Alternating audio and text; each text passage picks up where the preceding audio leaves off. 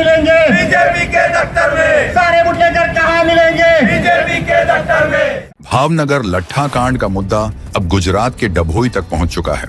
Dabhoi tower चौक पर कांग्रेस ने धरना प्रदर्शन कर सरकार पर तीखा हमला बोला। हर्ष संघवी इस्तीफा दो के साथ भ्रष्टाचारी कहां मिलेंगे, भाजपा कार्यालय में जैसे नारों ने माहौल गरमा दिया। कांग्रेस नेताओं ने सरकार की कार्यशैली पर सवाल उठाते हुए जवाबदेही की मांग की। प्रदर्शन के दौरान पुलिस का कड़ा बंदोबस्त रहा और धरना शांतिपूर्ण तरीके से संपन्न हुआ। भाजपा तेरे राज में दारू महंगा है। भाजपा तेरे राज में दारू महंगा है। ભાજપના નેતાઓના આશીર્વાદના લીધે બુટલેગરો બેફામ બન્યા છે, જેને કારણે નવ ગુજરાતીઓએ એમના જીવ ગુમાવ્યા છે, એમનું અકાળે મૃત્યુ થયું છે। આ સંદર્ભે પ્રદેશ કોંગ્રેસ સમિતિના અમારા અમિત ચાવડાના પ્રમુખની સૂચના અનુસાર ડભોઈ તાલુકા તેમજ શહેર કોંગ્રેસ સમિતિ દ્વારા ડભોઈ ચોક ખાતે અમે ધરણાનો કાર્યક્રમ યોજ્યો છે। અને આપ પણ નરી આંખે જોઈ શકો છો કે ડભોઈમાં ગઈકાલે જે ભાવનગરની ઘટનાના સંદર્ભે ડભોઈમાં ભીલાપુર ખાતે પણ દારૂ અને જુગારના અડ્ડાના વહીવટ બાબતે ભાજપના જ બે જૂથો સામે આવી અને છૂટા હાથથી મારામારી કરી છે અને એફઆઈઆરો પણ થઈ છે।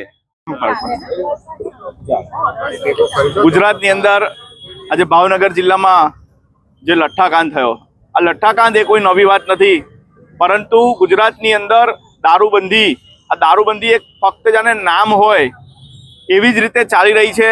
દારૂબંધીના નામે ગુજરાતની અંદર લાખો ટન દારૂ ઠલવાઈ રહ્યો છે અને આજે યુવાનો બરબાદ થઈ રહ્યા છે। પરંતુ ગુજરાતની આ ભાજપ સરકાર દ્વારા ખોટા અને ખોખલા વાયદાઓ કરીને યુવાનોને બરબાદ કરવામાં આવી રહ્યા છે। એના ઉપર કોઈ નક્કર પગલાં લેવામાં આવી રહ્યા નથી અને આ લઠ્ઠાકાંડ એ કોઈ નવી ઘટના નથી। આવા સેંકડો વખત આવી ઘટનાઓ બની રહી છે, પરંતુ આ સરકાર એ ઊંઘતી સરકાર છે।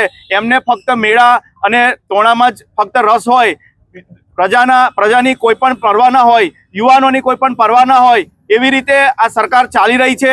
અને જો આ સરકારને આગામી દિવસોની અંદર જો બદલવામાં નહીં આવે તો યુવાનો હજુ બરબાદ થશે અને નશાનો કારોબાર જેને ગુજરાતની અંદર બહુ મોટા પાયે ચાલી રહ્યો હોય એવી રીતે ચાલી રહ્યું છે।